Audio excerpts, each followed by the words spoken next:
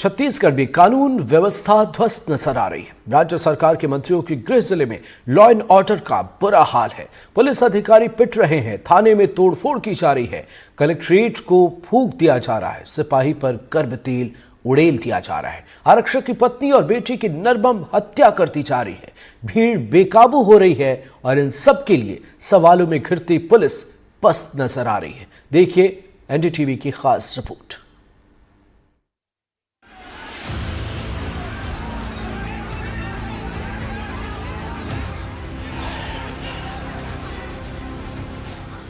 चप्पलों से मार खाती ये पुलिस अधिकारी पथराव के बीच खुद को बचाती भागती पुलिस, धू धू करके जलता ये घर।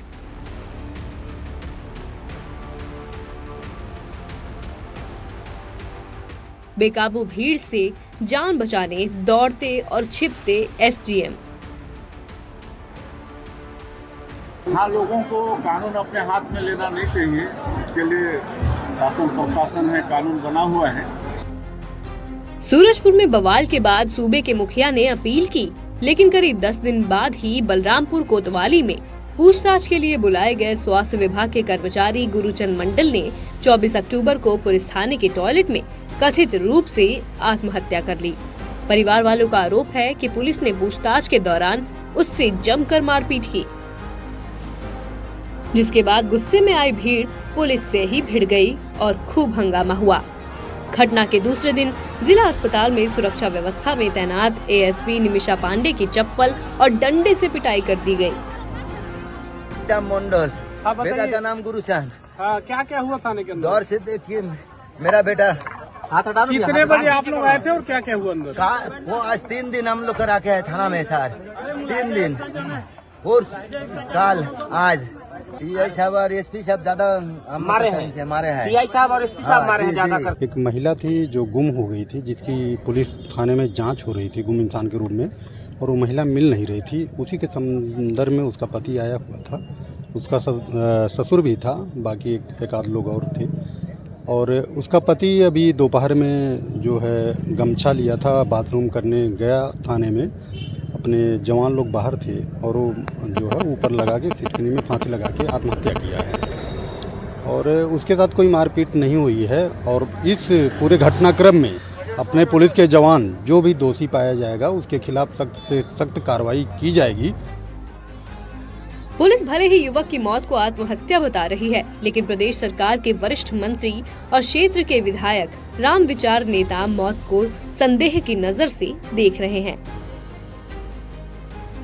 और एक घटना का निश्चित ही सबके मन में ही है कि यह मृत्यु जो है संदेहास्पद है, और इसलिए इसकी पूरी पारदर्शिता के साथ इसकी सही जांच हो और दोषियों के खिलाफ सख्त कार्रवाई हो। मैं आपसे यही आग्रह करना चाहूंगा कि इस जांच में आप पूरा सहयोग करें और पूरे शांति व्यवस्था बना के रखें, संयम से काम लें।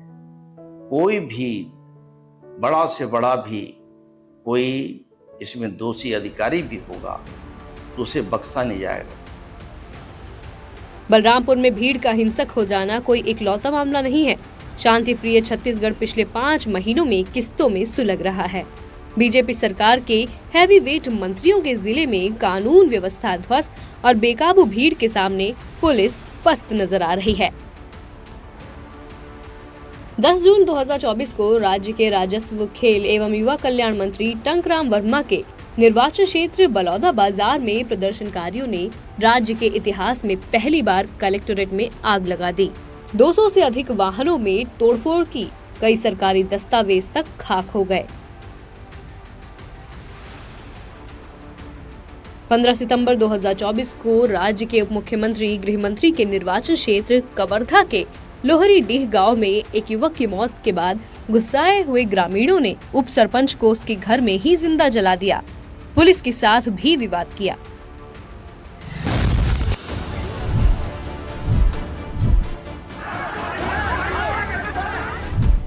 15 अक्टूबर 2024 को महिला एवं बाल विकास मंत्री लक्ष्मी राजवाड़े के निर्वाचन क्षेत्र सूरजपुर में पुलिस कांस्टेबल की पत्नी और बेटे की निर्मम हत्या के बाद लोग इतने गुस्से में आए कि आरोपी का घर ही जला दिया। मामला सुलझाने गए एसडीएम को जान बचाकर भागना पड़ा।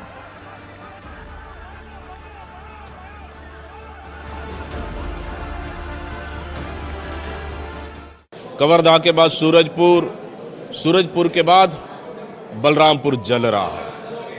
मतलब सीधा सीधा है कि माननीय मुख्यमंत्री जी लगातार कलेक्टर एसपी के बैठक रखने के बाद भी पूरा प्रदेश उनके नियंत्रण में नहीं है। लगातार आपराधिक घटनाएं बढ़ती जा रही है। ये कहीं ना कहीं शासन और प्रशासन की विफलता है कि ये कहीं ना कहीं प्रशांत साहू की मौत से सीधे सीधे उसी तरह की मुझे लगता है कि एक पारिवारिक मामला को लेकर जो मृतक है उनको प्रताड़ित करना, लगातार थाने में बुलाना और थाने में इतनी सुरक्षा के बीच फांसी लगाना, ये कहाँ का न्याय संगत है। मैं समझता हूं ये भी कहीं पुलिस प्रशासन ने प्रताड़ित तो नहीं किया, उनके साथ मारपीट तो नहीं की, या फिर कहीं मार के उसे फांसी तो नहीं टांगा गया। ये जांच का विषय है और इसी के चलते कहीं न कहीं वहां के ग्रामीण और परिवारजन आक्रोशित हुए हैं। उसी का नतीजा है कि थाना में हमला किए हैं। बेकाबू भीड़ के हिंसक हो जाने के सभी मामलों को एक धागे में पिरो कर देखें तो पता चलता है कि हर मामले में प्रशासन, पुलिस और सूचना तंत्र की कमजोरी ही नजर आती है। छत्तीसगढ़ में लगातार हो रही हिंसक घटनाओं से सरकार विपक्ष के निशाने पर है। पूर्व मुख्यमंत्री भूपेश बघेल सोशल मीडिया पर हमलावर हैं और गृह मंत्री के इस्तीफे की मांग कर रहे हैं। हालांकि इन घटनाओं को लेकर सत्ताधारी दल बीजेपी के अपने तर्क हैं।